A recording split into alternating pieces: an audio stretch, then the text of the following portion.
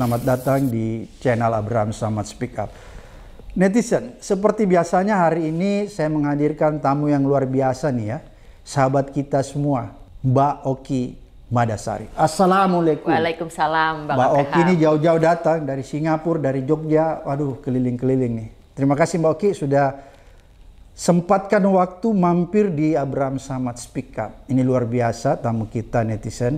Mbak Oki, ngomong-ngomong yang lagi heboh nih, bukan Vina. Bukan Vina, satu lagi ya. Ada satu yang lebih heboh lagi, dan ini saya pikir sangat tepat nih saya bertanya sama Mbak Oki mengenai Asian value.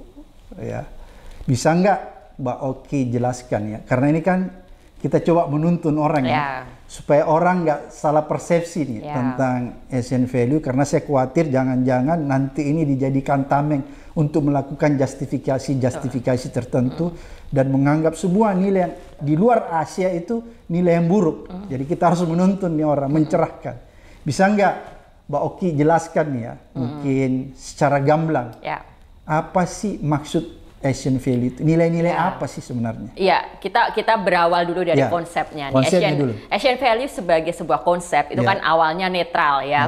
Dan kita bisa melihat Asia itu sendiri terdiri dari banyak bangsa yang masing-masing punya culture, punya ciri khas yang berbeda. Ketika kita bicara nggak sama semua kan? Nggak sama semua. Korea Selatan dan Jepang misalnya. Beda. Kalau dari sistem politik akan sangat berbeda dengan Cina. Berbeda dengan Singapura. Berbeda dengan Indonesia.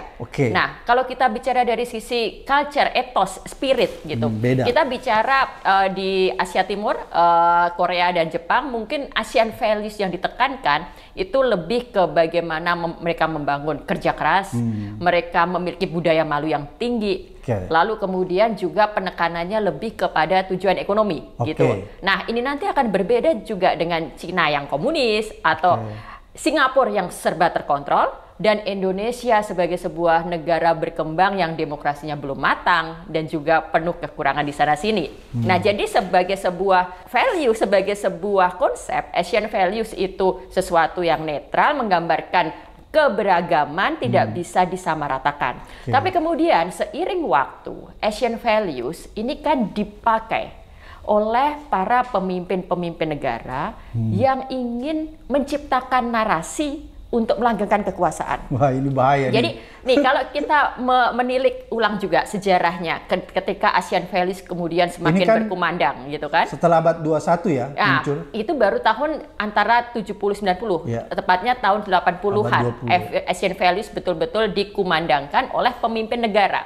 Dan itu kita bisa tahu Mahathir Muhammad, Lee Kuan Yew, dan salah satunya juga ketika itu Soeharto. Mereka adalah pemimpin-pemimpin kuat Asia saat itu, pemimpin yang cenderung otoriter, dan mereka membutuhkan sebuah narasi yang bisa menjustifikasi kekuasaan mereka, yang bisa melanggengkan kekuasaan mereka. Nah, salah satu gagasan Asian values di sini adalah pertama bahwa konsep HAM itu tidak universal, bahwa Asia itu punya kekhasannya sendiri sehingga kita tidak bisa disamaratakan dengan konsep HAM yang berasal dari Barat, misalnya gitu, nomor satu. Lalu yang kedua, Asian values juga mencoba menempatkan bahwa hak-hak individu itu tidak lebih penting daripada hak masyarakat secara keseluruhan. Jadi mereka mencoba menggunakan Asian values itu sebenarnya untuk membatasi hak-hak individu demi atas nama stabilitas. Stabilitas negara, stabilitas ekonomi. Lalu juga Asian values yang coba diperkenalkan untuk melanggengkan kekuasaan orang-orang kuat ini adalah narasi nation itu sebagai sebuah keluarga. Jadi kita keluarga nih, gitu kan. Nah, jadi dalam situasi seperti ini janganlah kita kemudian teriak-teriak HAM, janganlah kemudian kita terlalu menginginkan kebebasan individu yang membuat kita jadi tujuannya ke situ. Nah, ini juga seiring dengan pada waktu itu kan Asia muncul sebagai kekuatan baru ekonomi. Asian Tiger kan. Nah, di saat negara-negara Barat itu stagnan, negara-negara Asia muncul. Jadi narasi Asian values ini seolah-olah jadi ada benarnya bahwa berkat Asian values lalu negara-negara Asia berkembang dan karena kita punya Asian values, maka sudah semestinya kita punya pemimpin yang kuat, dengan gaya yang cenderung otoriter, dengan gaya khas yang tidak bisa diintervensi oleh negara-negara luar. Jadi pada saat itu, narasi Asian values juga digunakan untuk menolak intervensi, gitu. Jadi betul bahwa mungkin Asian values itu bisa menjadi alternatif, bahwa kita nggak seharusnya berkiblat hanya pada Barat, gitu kan. Tapi pada sisi yang lain kita juga harus melihat ini secara kritis, bahwa ini kemudian digunakan oleh para pemimpin-pemimpin untuk menolak intervensi orang yang mencoba mempertanyakan otoritarian, mencoba mempertanyakan pelanggaran HAM, dan atas nama Asian values mereka akan bilang bahwa ini demi kemajuan kita, gitu. Jadi itu kira-kira Asian values, Bang. Nah, makanya kemudian ketika sekarang kita sedang ada kritik misalnya soal dinasti politik, gitu kan, lalu kemudian ini Asian values, gitu kan.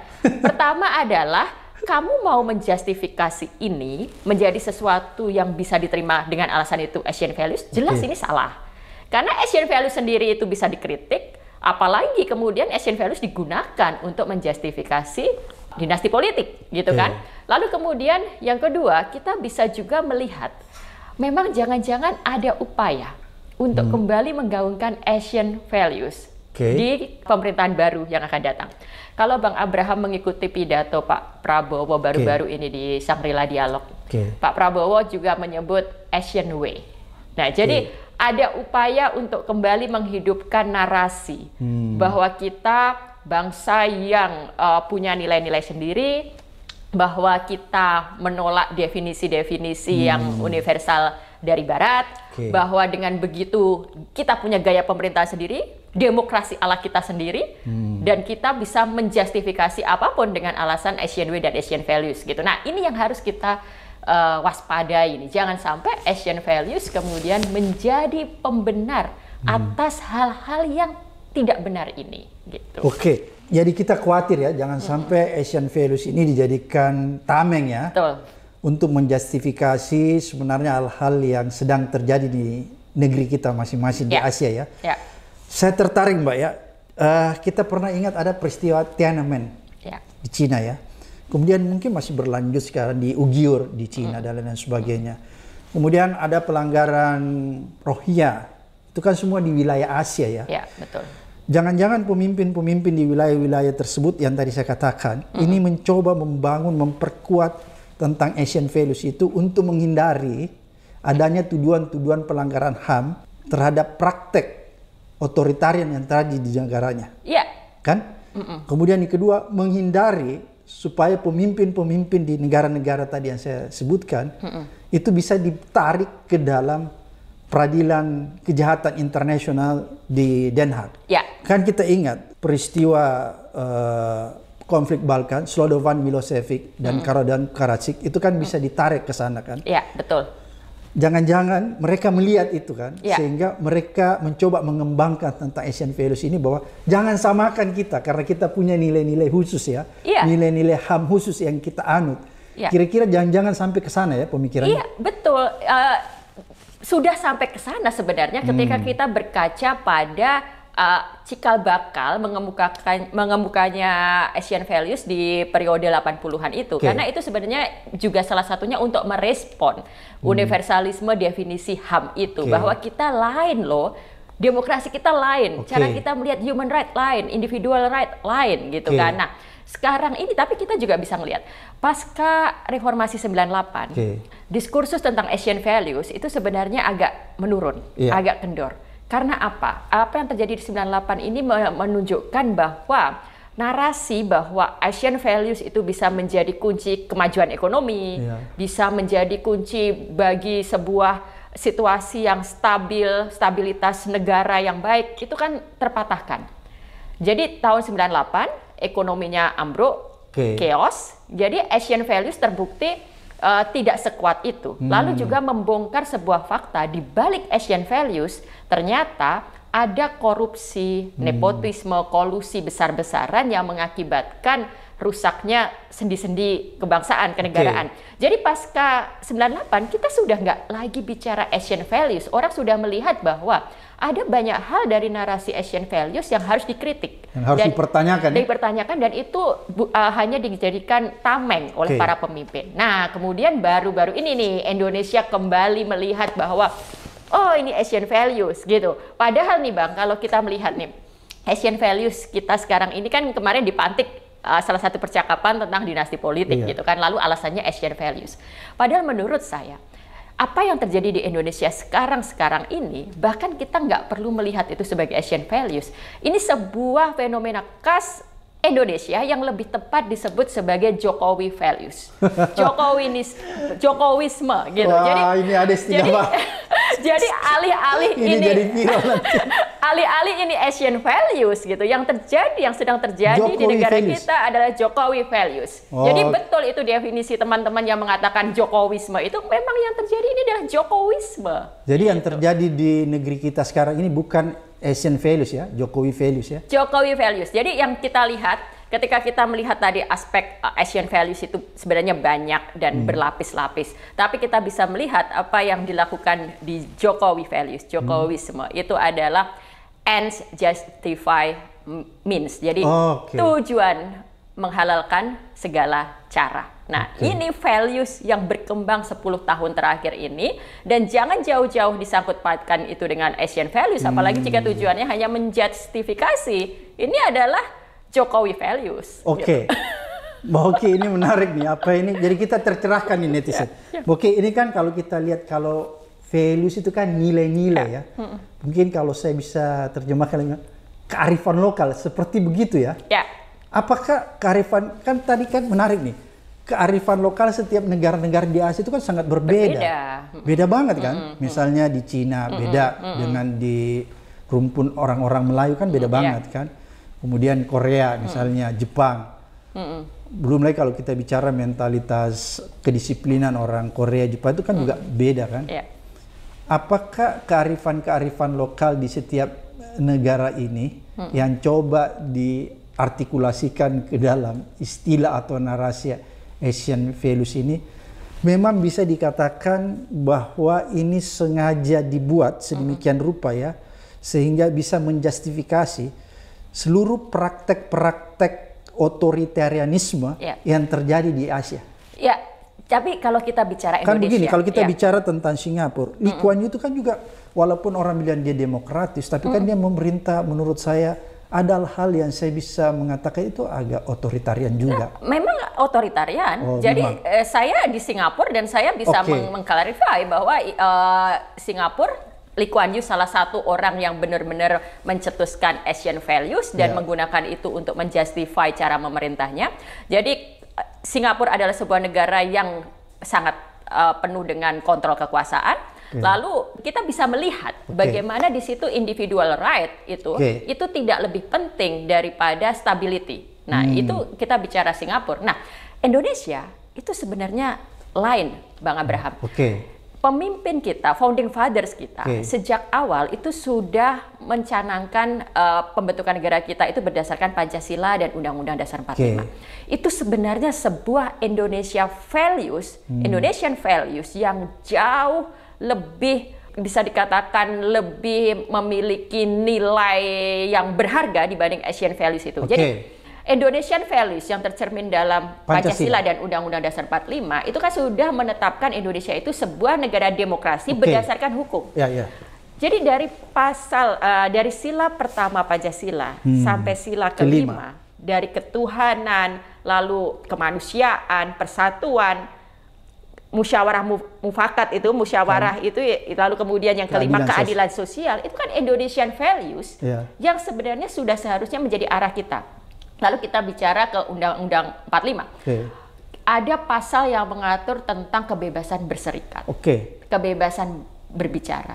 Itu sebenarnya Indonesian values itu sudah melampaui Asian values dan kita sudah mendefinisikan sendiri bagaimana kita sebagai sebuah bangsa bisa tetap menghargai kebebasan individu, bisa tetap menghargai hak orang dalam demokrasi, tanpa harus mengorbankan persatuan sebuah bangsa, dan tetap untuk menuju keadilan sosial.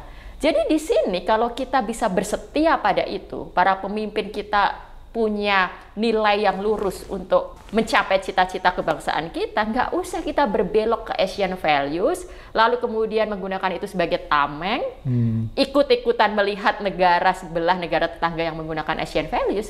Kembali saja kita ke Pancasila dan Undang-Undang Dasar 45 ini gitu. Berarti kalau menurut Mbak Oki, sebenarnya Indonesia ini sudah lebih maju, sudah lebih lama punya nilai-nilai khusus, yaitu yang ada di dalam Pancasila, falsafah itu ya, falsafah negara kita ya. Betul. Dan kelihatannya kalau kita menggali lebih jauh ya, ke 5 sila yang ada di dalam Pancasila, kemudian kita sinkronkan di dalam konstitusi kita, sebenarnya nilai-nilai kita lebih lengkap daripada Asian values ya. Lebih lengkap dan betul-betul mencerminkan bagaimana bangsa kita menghargai hak individu, menghargai keadilan sosial, tetap dalam kerangka persatuan nasional, dan bagaimana secara prosedur kita pun taat etika, taat peraturan undang-undang, karena kita tetap sebuah negara demokrasi yang berdasar pada hukum. Oke, berarti kalau sekarang ini lagi hangat-hangatnya dikembangkan Asian values, sebenarnya ini ada motif-motif tertentu ya? Ya, itu pertanyaan besar kita. Hari gini kok bicara Asian values, lalu kemudian serentak juga presiden yang nanti akan ditetapkan Oktober nanti juga bicara soal Asian values, Asian way. Dan kita bisa melihat nih, salah satu hal yang bisa kita amati dari Pak Prabowo, Pak Prabowo akan menjadi pemimpin yang aktif dalam politik luar negeri kan, pasti akan rajin, akan lagi bersuara, dan kita bisa melihat semacam keinginan atau semacam cita-cita untuk menjadi pemimpin besar di Asia. Nah, ini memang jadi cocok ketika kita menggunakan narasi Asian values. Tapi di sini kita sebagai bagian dari masyarakat kritis, kita bisa melihat bahwa narasi yang dihasilkan pemimpin, narasi yang dihasilkan kekuasaan itu tidak serta-merta sebuah kebenaran. Justru itu adalah bagian dari upaya untuk menyuapi kita dengan mitos-mitos gitu kan, dengan kontrol-kontrol yang melenakan gitu.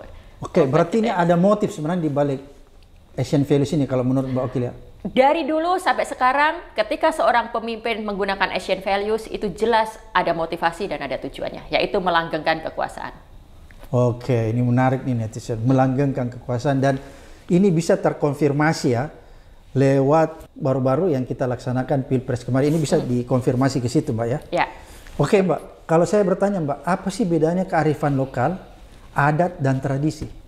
Kearifan lokal, adat, dan tradisi itu kan sesuatu yang erat berkaitan ya. Adat, tradisi, kebiasaan yang sudah dilakukan di suatu masyarakat turun-temurun, lalu terinternalisasi. Kearifan lokal itu juga terinternalisasi. Kita percaya value-value tertentu baik, benar, seharusnya diikuti, dan itu terinternalisasi dalam diri individu. Setiap diri individu akhirnya dengan sukarela mengikuti itu. Yang harus kita pegang adalah tidak selamanya yang namanya adat, tradisi, atau yang disebut kearifan lokal itu sesuatu yang harus dipertahankan selamanya.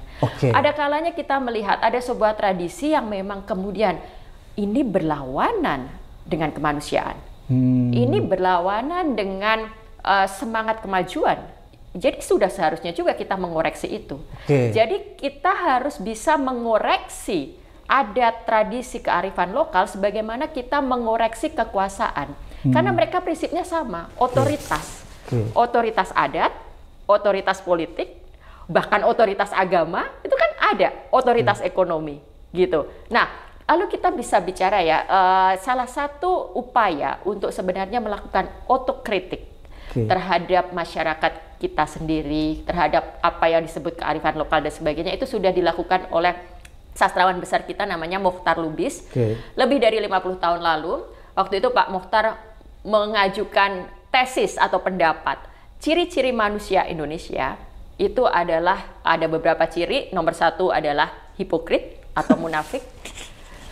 Lalu nomor 2 adalah enggan bertanggung jawab, enggan mengambil tanggung jawab. Lalu yang ketiga feodal. Jadi kita ini masih punya ciri-ciri feodal ini. Lalu yang keempat misalnya ada dia artistik, memang kita punya rasa seni yang tinggi dan percaya tahayul. Ini pendapat Mokhtar Lubis yang dilihat atau disimpulkan dari pengamatan dia gitu. Pada masa itu tentu saja orang banyak yang marah, banyak yang tersinggung, banyak yang mengkritik. Wah, ini nggak ada bukti ilmiahnya, bla bla bla. Padahal sebagai seorang pengamat, jurnalis, sastrawan, Pak Mochtar juga melakukan refleksi atas masyarakatnya gitu kan. Dan ketika pendapat itu diajukan, lalu kita kemudian 50 tahun kemudian membacanya, kita akan menemukan kebenaran. Ketika kita mendengar bangsa kita disebut, orang Indonesia disebut munafik atau hipokrit gitu, kita jangan langsung marah. Itu bukan dalam arti sepenuhnya karena salah kamu orang munafik. Tapi misalnya, kemunafikan manusia Indonesia itu dibentuk oleh sistem politik dan sistem sosial. Dalam sistem politik Indonesia yang misalnya pada masa Orde Baru itu orang tidak bisa bebas menyampaikan kritik, orang dibuat untuk pura-pura setuju, untuk selalu takut, orang akhirnya dipaksa untuk munafik, hipokrit. Itu kalau di masa otoriter Orde Baru. Nah, ketika di reformasi, kita bisa melihat kemunafikan orang motivasinya bisa macam-macam. Bisa orang munafik mengatakan bahwa enggak, anak saya enggak akan ke politik, anak saya nggak akan jadi presiden, tapi kemudian lain lagi ininya. Anak saya cukup jual martabak aja ya. Itu kan motivasinya lain lagi gitu. Tapi kita bisa melihat munafik ini bukan lagi hanya ciri 1-2 orang, tapi ini adalah fenomena sosial di dalam bangsa Indonesia. Lalu yang kedua, ketika kita bicara ciri feodal, kita bisa kemudian pakai kata kearifan lokal untuk membenarkan itu. Wah, dari dulu memang kita punya kok semangat untuk kalau dalam bahasa Jawa ada kata unggah-ungguh gitu kan, menghormati gini. Tapi itu akarnya bisa kita lihat, feodalisme itu memang masih menancap dalam masyarakat kita. Lalu kalau itu dilihat implikasinya ke kita sekarang, kita bisa melihat betapa birokrasi kita itu sangat tidak efektif. Betapa misalnya gratifikasi ada di mana-mana. Lalu kemudian kebiasaan dari hal kecil. Bagaimana kalau sebuah acara dilakukan gitu kan, kita akan sibuk dengan hal-hal yang sifatnya seremonial, sesuatu yang sifatnya tidak substansial, tapi hanya untuk menempatkan si pejabat dengan segala tata aturannya. Itu kan sebenarnya warisan dari feodalisme. Kemarin sempat viral tuh Bang, kan Perdana Menteri Singapura baru dilantik nih. Lalu dia bikin rapat pertama dengan kabinet. Situasinya sangat bersih, nggak ada itu segala kemewahan-kemewahan, nggak ada makanan minuman yang ini. Jadi ini kan salah satu bentuk kontradiksi gitu kan, bagaimana tidak efektifnya birokrasi kita, dan itu akarnya adalah feodalisme gitu. Jadi koreksi kembali ke pertanyaan Bang Abraham soal ada tradisi kearifan lokal gitu kan, upaya untuk melakukan otokritik itu pun sudah dilakukan sejak 50 tahun lalu gitu. Oke, menarik nih Mbak, bahwa sebenarnya berarti ada pergeseran-pergeseran nilai ya juga yang terjadi. Ya, betul. Dan nilai memang harus selalu bergeser, karena nilai itu kan tumbuh. Jadi ketika kita bicara culture nih Bang, banyak orang, yaitu kembali ke Asian values. Memang Asia berbeda karena culture-nya berbeda, tapi kita lihat dulu culture itu apa sih gitu. Culture itu sendiri sesuatu yang harus bisa dikoreksi dan dipertanyakan. Jadi budaya itu pun akan terus tumbuh bersama masyarakat. Jadi budaya itu kan produk dari situasi dalam masyarakat, produk dari pemikiran masyarakat, produk dari koreksi terus-menerus atas apa yang dianggap tidak benar, lalu ada nilai-nilai baru yang dianggap lebih tepat dan lebih sesuai dengan kemanusiaan dan keadilan. Gitu. Berarti saya bisa simpulkan bahwa nilai itu, value itu tergantung ruang dan waktu ya? Tergantung, pergeserannya? Betul. Tergantung ruang dan waktu. Saya setuju. Saya nggak akan, justru nilai itu memang akan sangat tergantung ruang dan waktu. Tapi kemudian ukurannya apa gitu kan? Ukurannya selalu upaya untuk memanusiakan manusia, untuk lebih menghargai kemanusiaan, untuk lebih menghargai keadilan. Bang Abraham, di Amerika dulu, orang kulit hitam bisa jadi budak. Itu dianggap hal yang biasa. Tapi sekarang, wah itu sebuah pelanggaran yang luar biasa. Orang malu bicara bahwa mengingat sejarah kelam masa lalu pun sudah seharusnya sangat malu. Ini kan bukti bahwa values itu berkembang. hal-hal yang kalau kita dalam kehidupan yang lebih casual nih, yang lebih anak Gen Z, fenomena Gen Z ya. Dulu mungkin eranya Bang Abraham nih, misalnya ada pejabat pidato lalu pidatonya agak-agak seksis gitu kan. Ya kalau perempuan itu biasanya memang agak centil, agak gitu aja. Itu dianggap biasa, joke biasa. Tapi coba sekarang, Bang Abraham pidato seperti itu dalam kapasitas sebagai pejabat publik, wah habis itu pejabat seksis, pejabat yang tidak mengerti tentang kesetaraan gender. Jadi values memang terus berkembang dan memang sudah seharusnya kita juga menyadari itu, bahwa terus ada upaya untuk mengoreksi masyarakat menjadi lebih baik. Oke, berarti kalau begitu tidak ada satupun nilai di dunia ini yang itu bisa bertahan. Ya. Karena dia tergantung oleh ruang dan waktu tadi Mbak Oki katakan. Tergantung ruang dan waktu, tapi ukurannya itu tadi membawa kepada nilai kemanusiaan yang lebih tinggi. Semuanya ke arah situ. Oke, berarti kalau dia tidak membawa makna lebih manusiakan manusia, ya, berarti itu tidak bisa disebut nilai. Kita akan bergerak menuju itu lebih baik. Kalau ada upaya satu atau dua orang yang mencoba menyeret agar value kita turun, nah kita akan bisa sama-sama melihat ada resistensi itu. Jadi dalam sejarah ketika ada upaya untuk selalu memajukan nilai-nilai kita, selalu untuk memajukan masyarakat kita, pasti akan ada kemudian orang yang mau mempertahankan status quo. Orang yang nggak mau untuk diajak maju, atau bahkan orang yang mau untuk kembali destruktif, kembali ke belakang. Ini adalah bagian dari realita. Tapi kan kita bisa melihat ini pada akhirnya adalah juga sebuah pertarungan, quote unquote. Jadi kita bisa melihat semua gagasan-gagasan dalam masyarakat, termasuk values, nilai, itu bertarung. Kita sedang beradu nih sekarang, Bang. Apakah kita mau menuju demokrasi yang Indonesia yang lebih baik, yang anti KKN, atau kita mau menjadi sebuah negara yang membenarkan politik dinasti, membenarkan KKN dengan pembenaran Asian values? Ini kan sebenarnya kita sedang bertarung. Nah, gagasan mana nanti yang akan menang? Ya kita sama-sama sedang mempertarungkan itu, bertaruh. Tapi saya punya optimisme kalau kita melihat sejarah dunia, kita bergerak selalu ke lebih baik. Walaupun kadang kita sudah melangkah 3 langkah, lalu kemudian kita dipaksa mundur 2 langkah. Tapi kita akan maju lagi sedikit-sedikit, mundur lagi, dan seterusnya. Dan itu kan terbukti, Mbak. Kemarin waktu 98 kita sudah melangkah maju. Terus di eranya Pak Jokowi kita mundur lagi demokrasi kita. Apakah kira-kira nanti setelah eranya Pak Prabowo ada harapan kita maju lagi walaupun sedikit? Ada harapan. Saya selalu melihat ada harapan. Kalau pertanyaannya ada harapan, ada harapan. Walaupun di situ misalnya ada Gibran yang oleh Tempo menyatakan itu haram konstitusi, tetap ada harapan?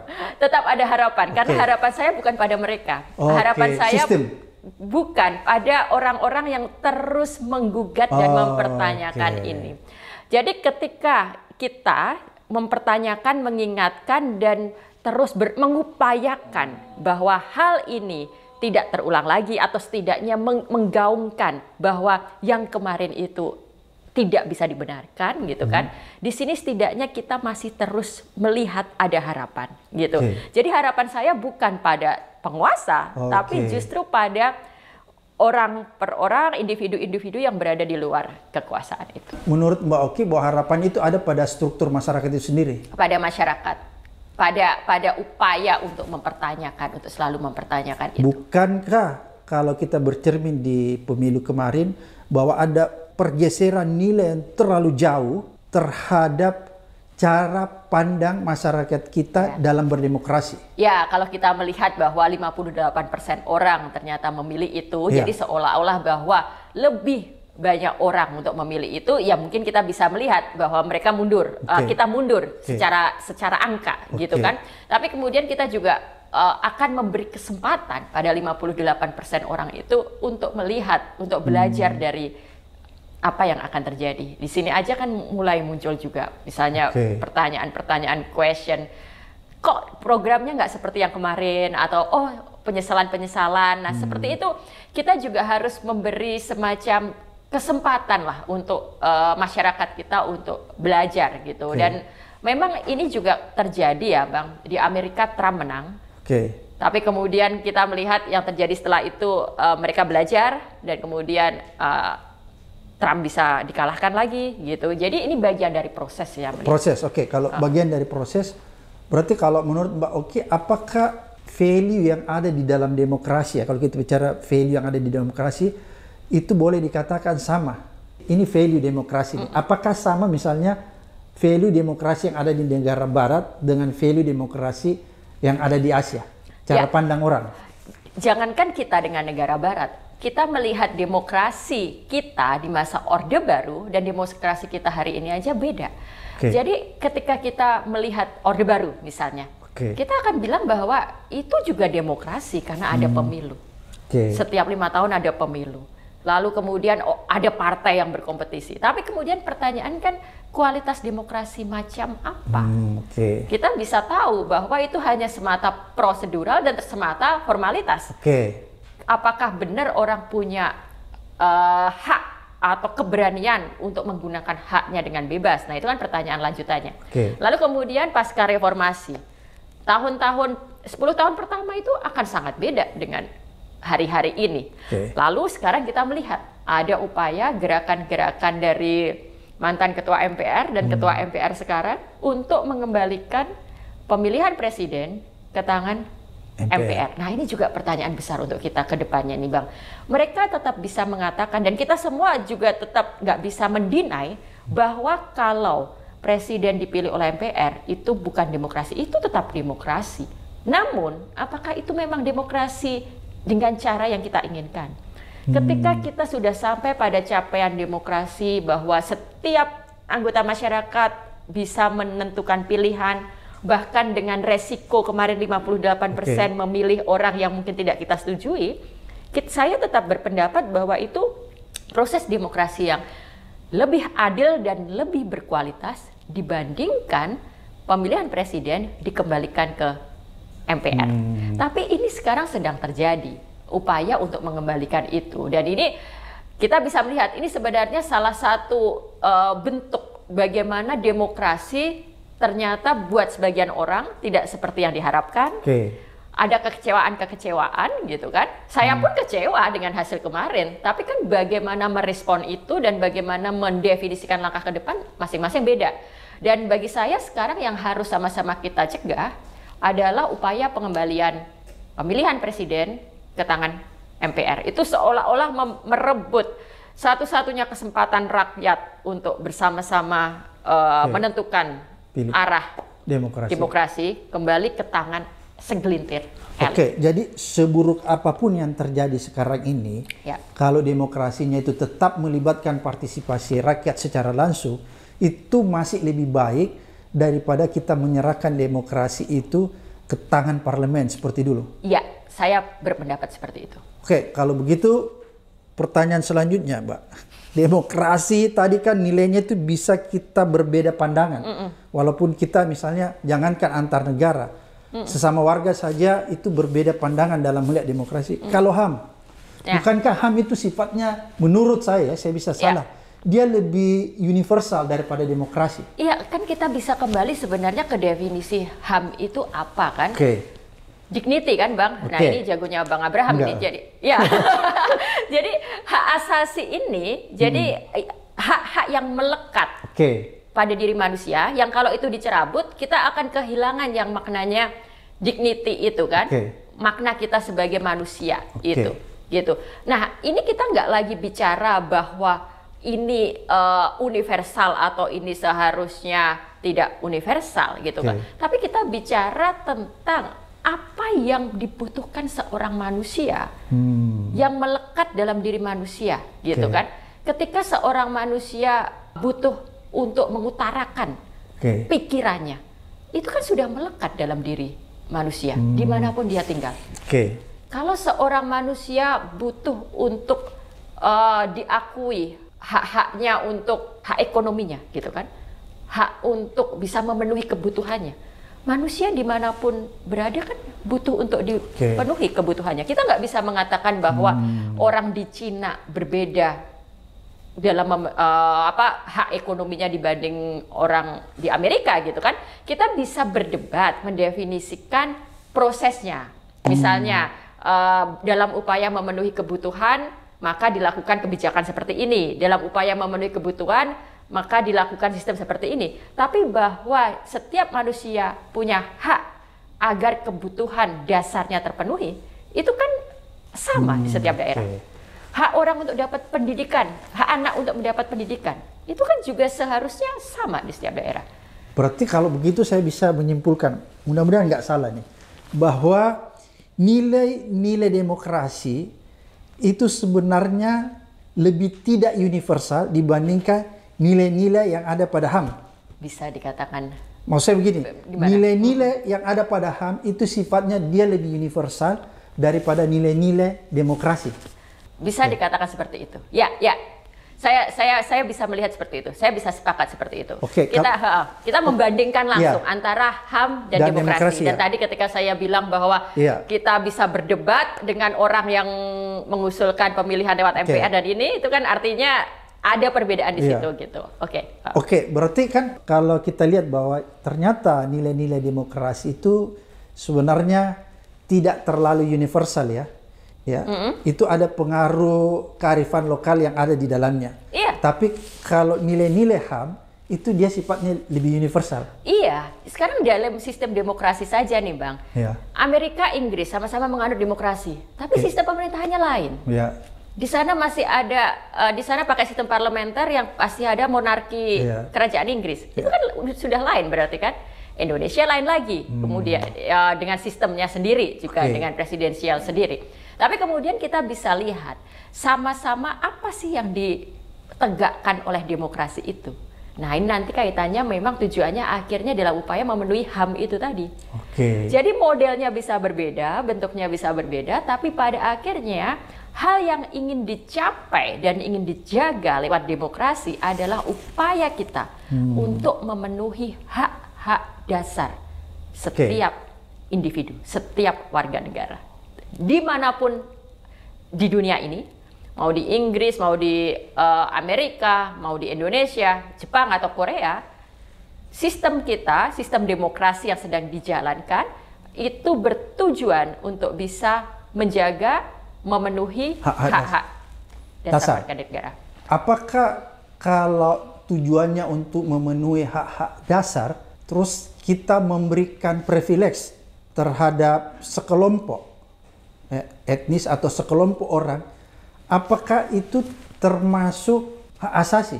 Nah itu kan cara kita melihatnya begini. Ketika kemudian ada privilege kepada kelompok tertentu, pada keluarga tertentu, gitu kan, ada hak-hak orang lain yang sebenarnya terampas di situ. Kita mungkin nggak melihat secara kasat mata, tapi kita bisa melihat itu jika kita mau memahami lebih dalam.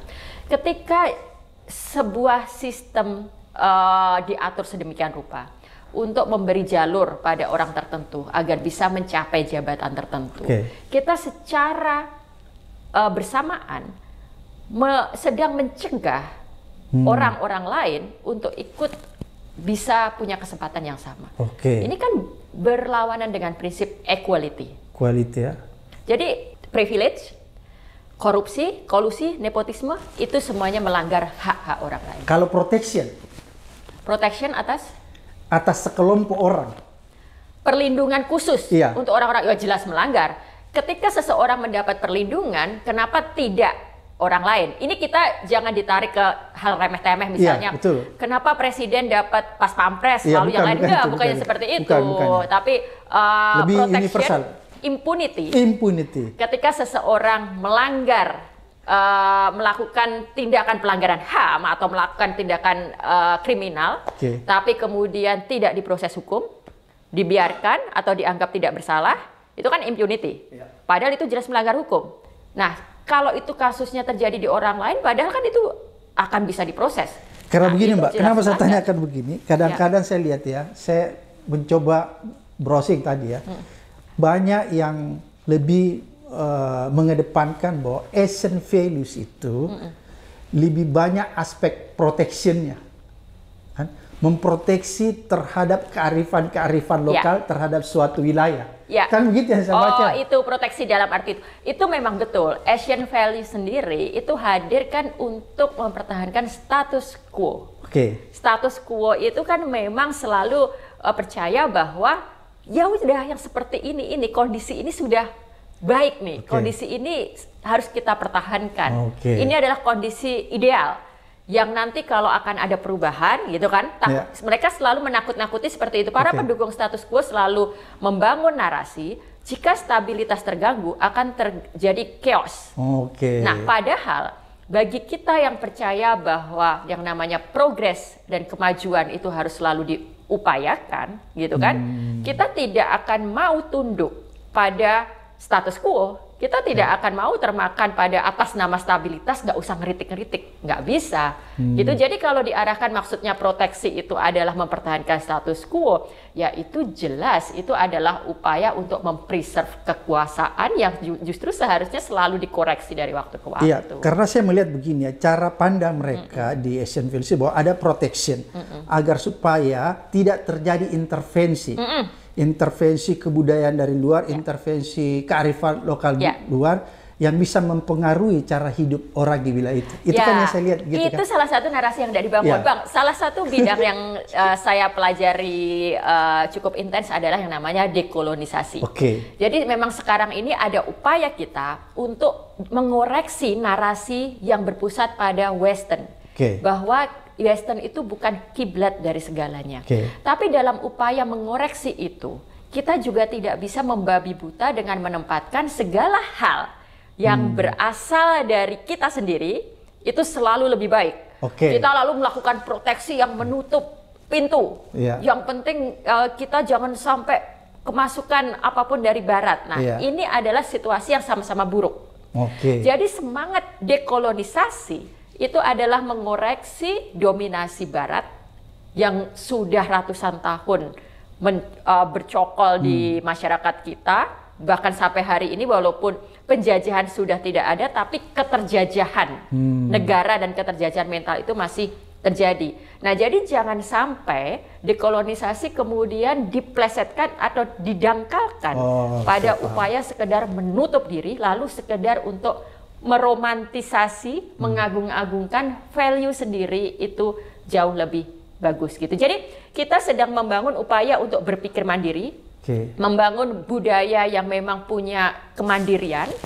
Kita sedang menolak didikte oleh bangsa barat atau bangsa manapun, tapi kita juga sekaligus menolak kalau dengan alasan-alasan tertentu kemudian digunakanlah Asian Values atau kemudian proteksi atau bahkan kata dekolonisasi itu digunakan hanya untuk sekedar sebagai narasi pelanggengan kekuasaan oleh otoritas. Gitu.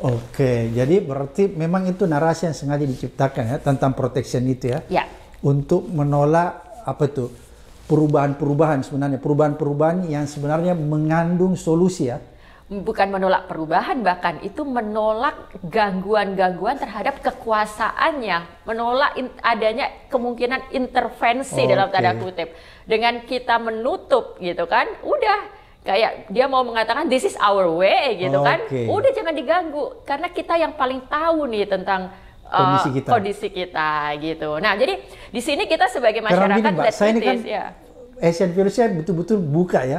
Kok ini banyak menurut saya yang saya bisa simpulkan ini dia mengandung protection kan. Dan dia menerima protection itu sebagai itu salah satu bentuk hak asasi juga, memproteksi. Kata begini, protection terhadap yang lemah daripada hegemoni yang kuat. Kan gitu sebenarnya dia mau bangun kan gitu.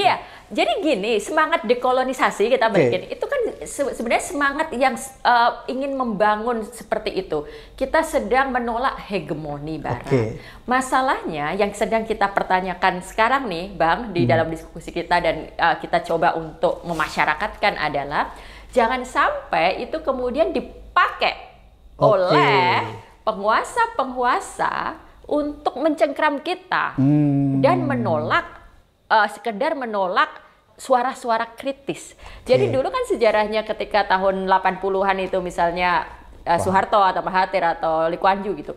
Mereka menolak ketika dipertanyakan ada pelanggaran HAM atau ada apa gitu kan, mereka akan mengatakan bahwa ini otoritas kita nih, ini values kita nih, jangan sampai gitu. Jadi kita pun bisa tetap mengkritik nilai-nilai yang sengaja dibangun oleh Western. Mereka pun, jadi negara Barat pun sedang berusaha untuk mengontrol kita sebenarnya kan, untuk mendominasi kita. Kita juga koreksi itu. Sekarang ini sedikit intermezzo, tapi saya mau menunjukkan contoh nyata. Ketika terjadi sekarang ini, apa yang terjadi di Palestina sekarang, jelas Israel melakukan penjajahan, kekerasan, genosida, dan lain-lain. Itu fakta. Fakta. Lalu negara-negara Barat yang menyuarakan HAM dan sebagainya, tiba-tiba kemudian tidak bisa melakukan fungsinya yang seharusnya, tidak bersuara sekritis biasanya gitu kan. Ini kan menunjukkan bahwa nilai-nilai HAM yang selama ini mereka gembar-gemborkan gitu kan, ternyata tidak konsisten mereka terapkan. Ini juga bisa kita kritik gitu loh. Jadi kita tetap melihat segala sesuatu dengan kritis.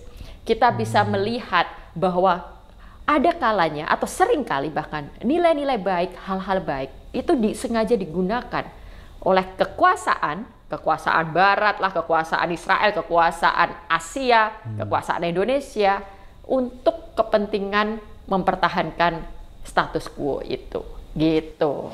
Oke, netizen, apa yang disampaikan Mbak Oki ini menurut saya sesuatu yang luar biasa ya, komprehensif dan sangat lengkap sehingga kita bisa memahami apa sih yang dimaksud dengan Asian values itu. Dan yang terpenting bagi kita semua bahwa narasi tentang Asian values harus disikapi secara hati-hati, karena jangan sampai ini dikembangkan untuk mempertahankan status quo dan sistem otoritarian yang sedang akan dibangun di negeri kita. Sampai ketemu di episode berikutnya di Abraham Samad Speak.